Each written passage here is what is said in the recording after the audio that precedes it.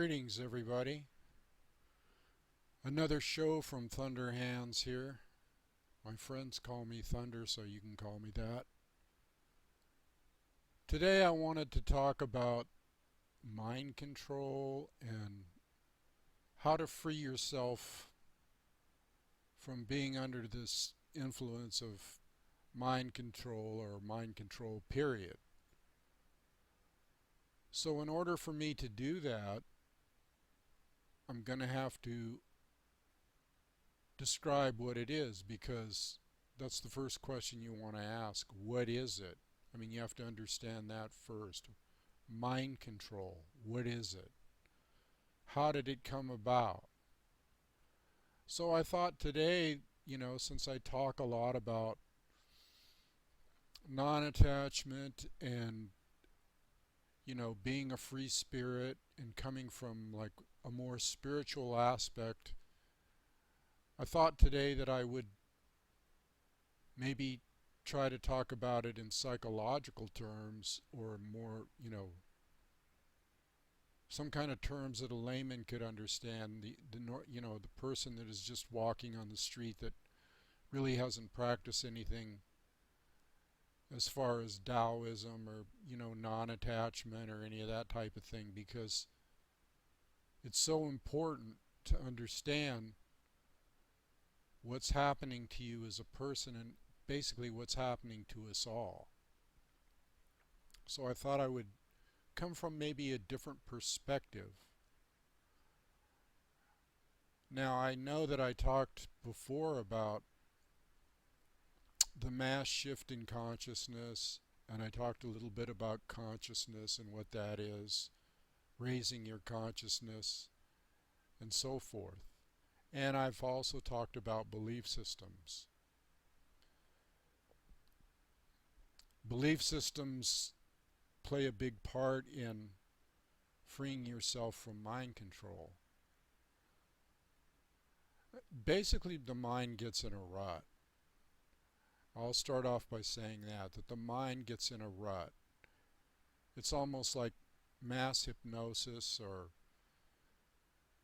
the mind's like a little puppy dog sometimes. I mean, it does what you tell it to do, or it reacts to whatever kind of input that comes to it. So you have to learn about the factors that are involved in this mind control situation. Now, there's three things that I think I want to touch on here regarding mind control that I can put into, like I said, more of a psychological or understandable type explanation for people out there. And I think that it's really important not only that you pay attention to this, but if it rings some kind of bell, if it frees you up in any way, then I suggest that you share it with your friends. Because everybody's in the same situation, and even and I'm nothing special. I mean, I work on this stuff all the time because we live in the duality, we live in this world, and we're a product of it. The self that we think is the self, that we call ourself, our name, whatever it is a product of it, and so is our mind. Now, there's three things, like I said, that I want to talk about regarding mind control, and I'll explain each one of them to you. And I get inspired by what other people say, and I've been hearing some other things that have inspired me, so this is the reason that I chose this topic today. And I think it's very relevant because it's critical that we raise our consciousness and free ourselves from any kind of hold that anybody else, including the government, our friends, whoever, peer people, peer pressure, whatever has a hold on us, whatever puts our mind in a rut so that we can't think outside the box, has to be dispersed, has to be gotten rid of. So you have to get to the root of the problem. So the first thing I want to talk about is a syndrome called Stockholm Syndrome. I don't know if any of you have ever heard about this, but I'll explain a little bit of it to you now. So it's like, when somebody gets captured by, say, an enemy, or somebody gets held hostage, say in a bank holdup, or whatever scenario might arise. And that's where originally they got the term Stockholm Syndrome, was from a bank robbery in Stockholm where the perpetrators took hostages, and the hostages basically ended up getting this Stockholm Syndrome. And Stockholm Syndrome is about when you get captured, or when you're, under some kind of captivity, or people have control over you and you're fearful, they instill in you, almost a type of obedience, because you're under their control, and you're under their control in a forced way, and you're fearful for your life. So you basically, what happens is, you start, the longer that you're with the people that have you captive, the more you start identifying with them. In fact, you almost lose your own identity.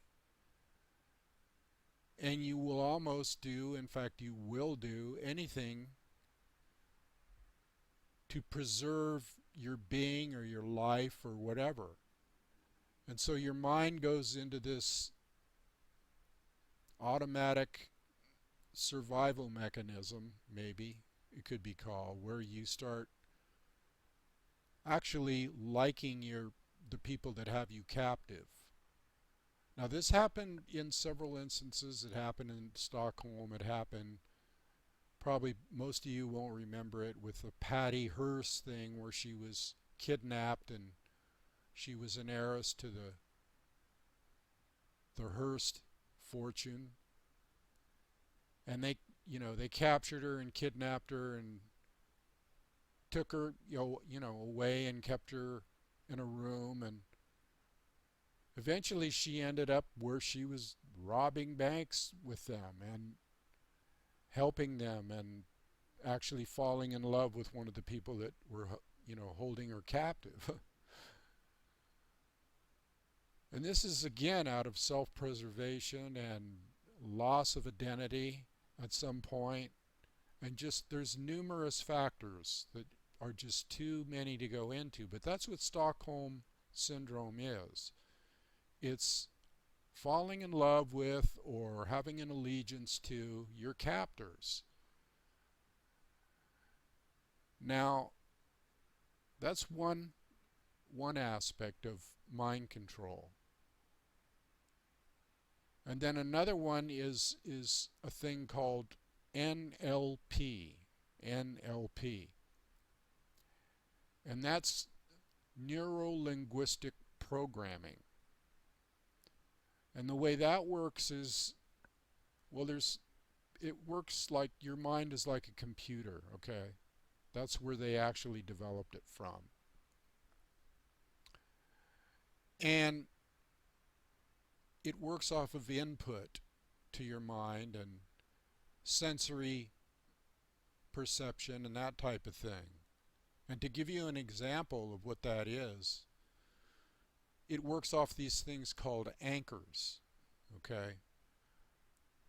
And an anchor is, the best way I could describe it, or the most simple way that I could describe it, would be if somebody came up to you and put their hand on your shoulder, okay? Immediately you get that sense of feeling, right? And said, looked into your eyes and said to you, you're really, really a beautiful person.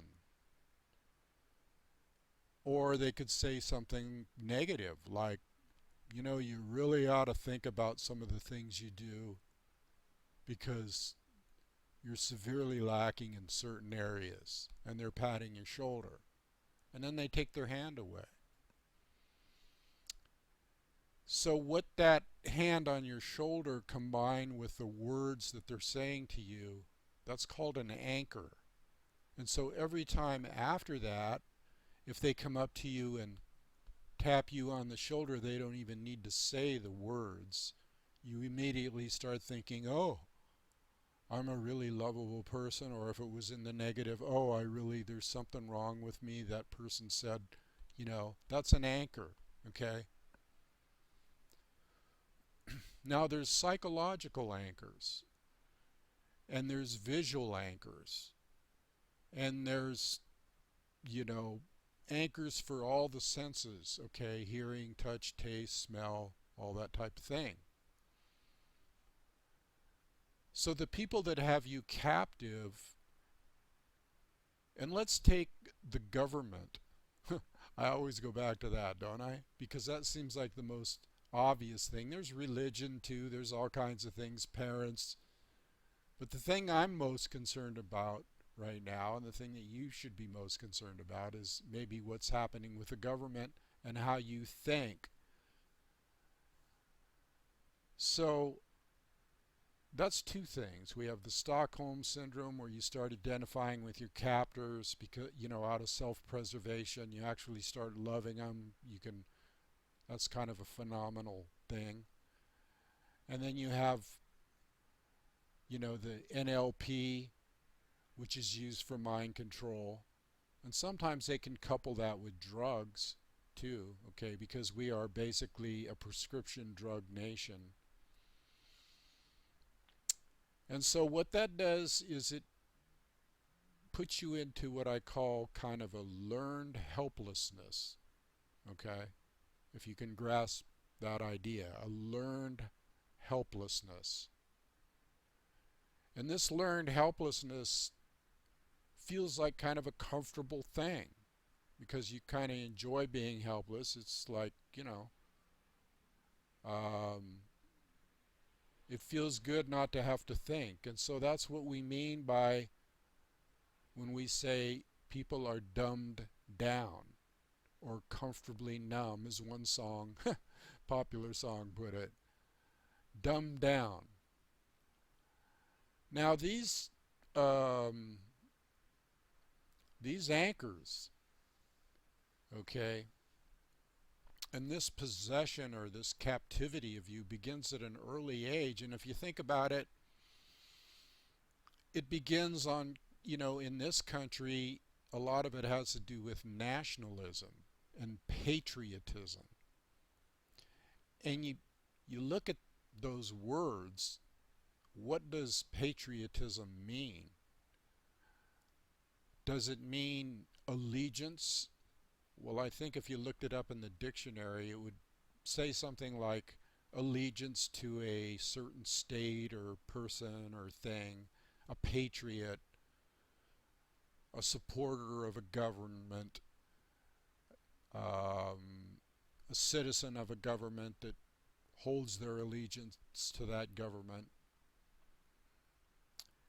So that's what a patriot is. And they have things that they do when you're in school, like they used to have prayer in school, so that has to do with religion.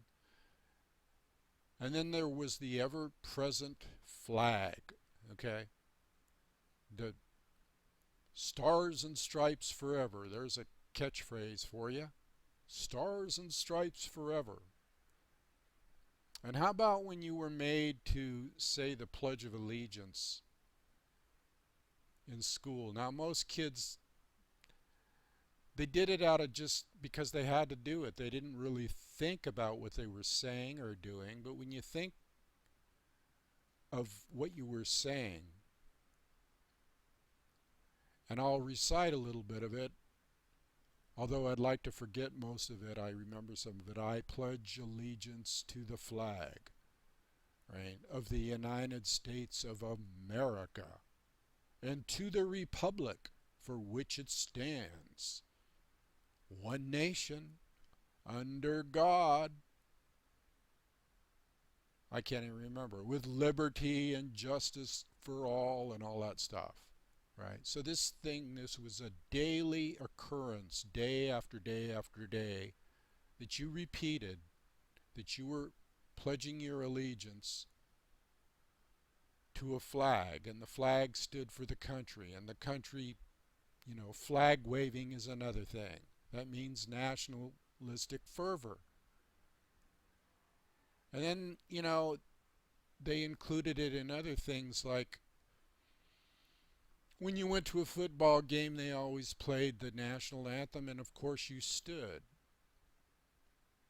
So it used another sense of your body senses of standing up,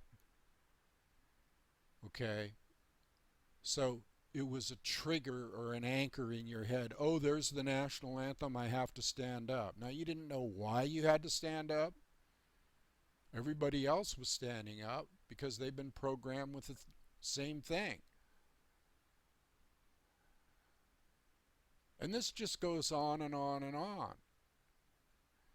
And then you think about the words to the national anthem, and you get into all that stuff, and over and over and over again, it has to do with,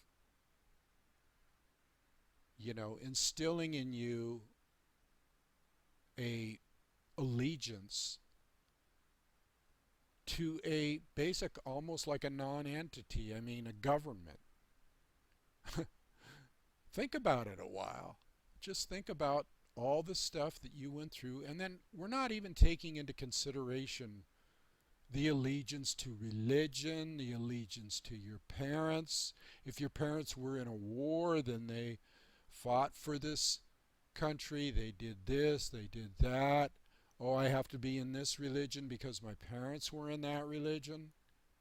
There's just so many things that have to do with controlling your mind and belief systems that you just never even knew about, just took for granted, just growing up. And you know what it's called? It's called, quote unquote, societal norms. Societal norms. And again, there's a little catchphrases they use for the hearing to make you feel guilty if you should have some kind of dissent or disagreement. You must agree with the state. You must agree with the government. And see, Native Americans went through this. They know all about this, okay? Because it was used on them. Because they were captives. And they were put on reservations. And some of them even started identifying with the Indian and became Indian police and turned on their brothers and sisters. So this is nothing new. This is nothing new. And this is something that you really, really need to pay attention to, because that's where we are today. And they used catchphrases back then, like the only good Indian's a dead Indian. Or, and now in more modern times, if you were, say, like right after World War II or any time up till now, if you question authority or if you question something that might have happened, some incident like 9/11, ooh, there's one, isn't there? Think about that. Think about that as an anchor in your head. You think that was an accident? 911, emergency. 9/11. And that's instilled in our heads, okay? Used to be Pearl Harbor. Now it's 911. And 911 was always associated with emergency. And it just so happened that event happened on that day, 911. That's a heavy, heavy anchor, okay? So, catchphrases work. Combined with the anchor of that terror of those planes crashing into the building. That type of thing. And it doesn't just have to be that. It can be anything. I'm just using that as an example. Now, you know that people are really, really, into this Stockholm Syndrome when they say absurd things, to people that they consider non-patriotic, when they say absurd things like, my country, right or wrong. My country, right or wrong? Think about that a minute. That's saying, well, if my country does something wrong, it's my country, and I'm going to stick up for them, and the other catchphrase, love it or leave it. In the first place, this isn't their country. This never was their country. What's a country? It's a name. It's a non-entity, really. It's a made-up fiction. Okay, so you have to think about these things. And this is what I mean by non-attachment and being a free spirit, because when you think about these things, then you realize, well, hey, wow, what have I bought into? Who am I really? What would I have been like if none of this stuff ever happened to me? And basically what it is manipulation, and they're still doing it to this day. They do it every day. They do it with the news. I've talked about this. They do it with events. They do it with tragic events. They do it with, emotional things on the media. And they use the media, and they use TV, and they use the movies. And they use this all in conjunction with one another until you're in this like la la land. You're dumbed down. You're like, and this learned helplessness is just something like, well, what can I do about it? I'll just go along with the program and see what happens.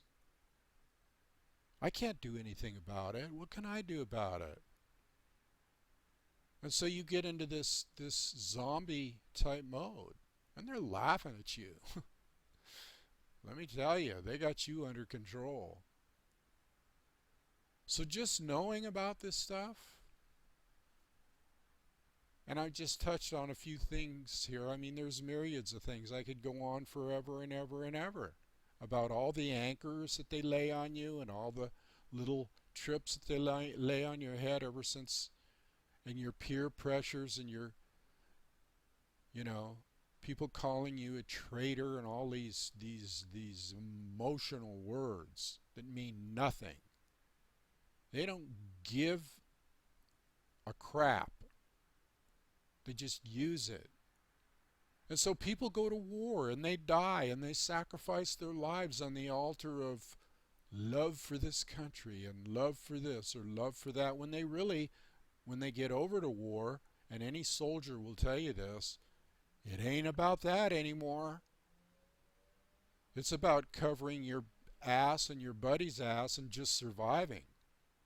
Okay, because when the bullets go whizzing by your head, God and country and apple pie and my country and right or wrong and all that shit, excuse my French, goes right out the window.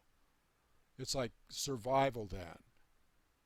So that's why people come back messed up, because when they get over there and they face death, they come to a sort of a realization that, hey, all this stuff that I've been taught doesn't mean anything.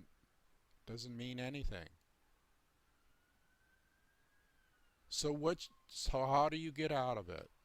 That's the answer. That's the question. Question is, how do you get out of having them control your mind? Well, first of all, this is the first step, realizing how they do it. The second step is something that I would call withdrawing consent. Now, to withdraw consent means that you no longer give them consent on anything. You question authority. You question everything. You don't go along with the program. And I know some people call that revolution. Well, that's a revolution of consciousness, okay? To free up your mind so that you can think differently, so that you can retrain your mind. And this is so ingrained. I mean, this retraining is a job in itself. And basically what you're doing is you're reforming your view of the world or your concept of the world. You're cutting the strings, okay, to anybody that is manipulating you.